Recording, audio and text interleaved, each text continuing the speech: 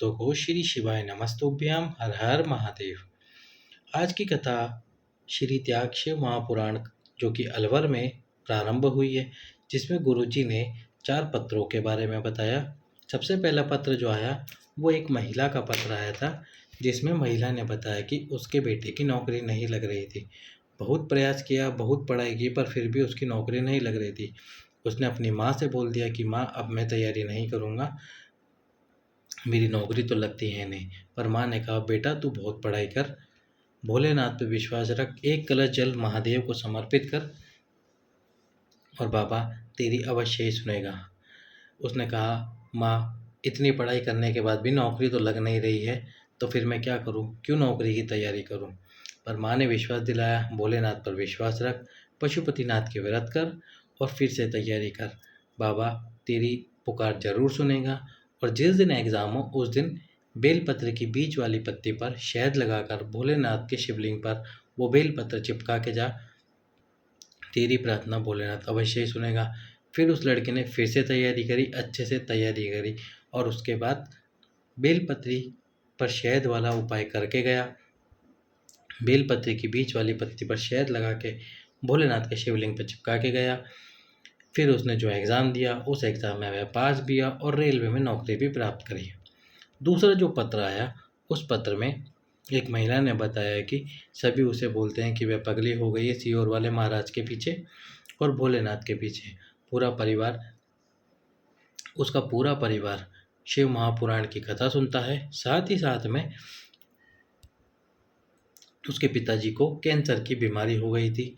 हर जगह पे दिखा लिया पर उनकी कैंसर की बीमारी ठीक नहीं हो रही थी। फिर उन्होंने प्रतिदिन एक कलश जल भोलेनाथ पे चढ़ाना प्रारंभ किया। उसी जल को अपने पिताश्री को पिलाना प्रारंभ किया। साथ में एक बेलपत्र चढ़ाकर वो बेलपत्र भी उनको खिलाना प्रारंभ किया। धीरे धीरे उनका कैंसर का रोग भी समाप्त हो गया और अब वह पूरी तरह से स्वस्थ हैं। वह दंडवत प्रणाम करने के लिए बाबा के पंडाल में आई है। तीसरा जो पत्र आया, तीसरे पत्र में बताया कि एक महिला को कैंसर की बीमारी हो गई थी। पहले उन्होंने दिखाया डॉक्टर को, डॉक्टर ने इलाज किया, ठीक हो गया, लेकिन फिर से उनके फेफड़ों में पानी भर गया और फिर से उन्होंने डॉक्टरों को दिखाया। डॉक्टर उनका इलाज नहीं करा पा रहे थे। दिल्ली में वो हॉस्पिटल में भर्ती थी तो उनकी एक भतीजी ने शिव महापुराण की कथा के बारे में सुना था। उनकी भतीजी ने प्रतिदिन भोलेनाथ पर एक कलश जल समर्पित करके वही जल उनको पिलाना प्रारंभ करा। साथ में एक बेलपत्र भी खिलाना प्रारंभ करा।